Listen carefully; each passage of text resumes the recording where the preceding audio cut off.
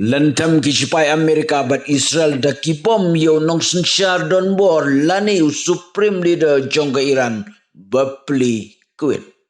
Ko belai shibon epic subscribers baru kibat juso terapat page video sa kanilang channel Storyteller London. Kajing kanat habdeng ke Iran bat ke United States of America kamdei kasian ke benengkong bat kamdei ru kakam ke betamai.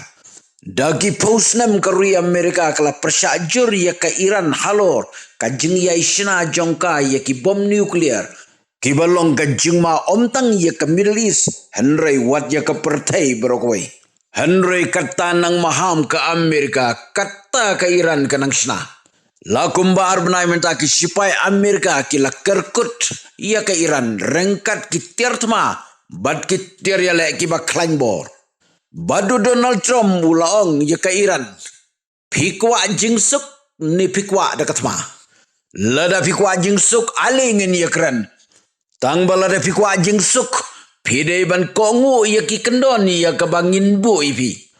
Ka Iran kala beriang ya kini kejing terwasu bhajong Donald Trump. Bad kejing ya kendu habdeng kinong mikmat jong ke Iran.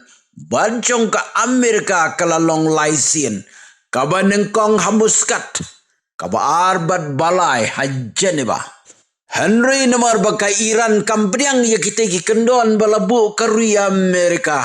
Donald Trump mulawer yo Benjamin Netanyahu, Prime Minister jong Korea Israel. Baro ngin sengit ya ke Iran.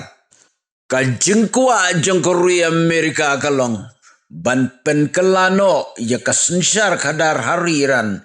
Na kajing sensyar don bor.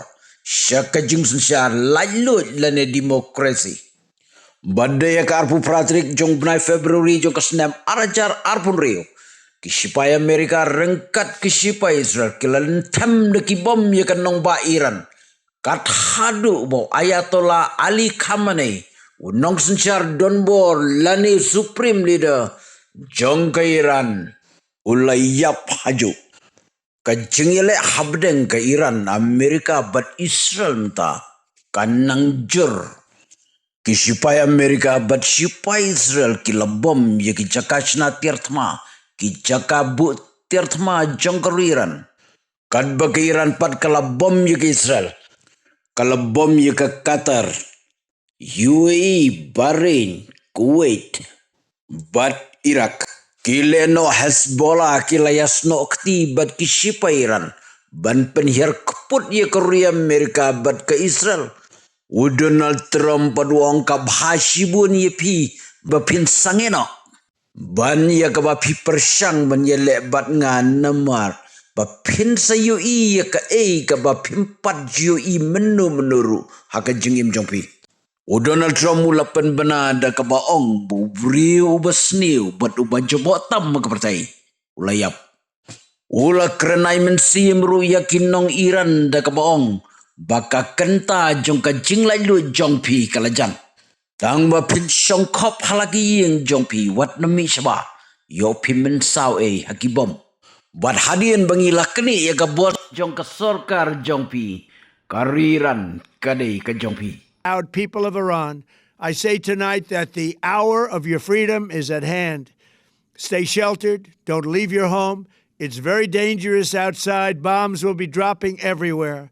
When we are finished, take over your government. It will be yours to take. Nga syukwa ban penken mau hang ni tok baka jing yaki jong ki pajba nong Iran. Hakini ki benai ki beladap kalalong ka bala syirkai hadu kata-kata. Bat kila panru ka jingyarap no Donald Trump.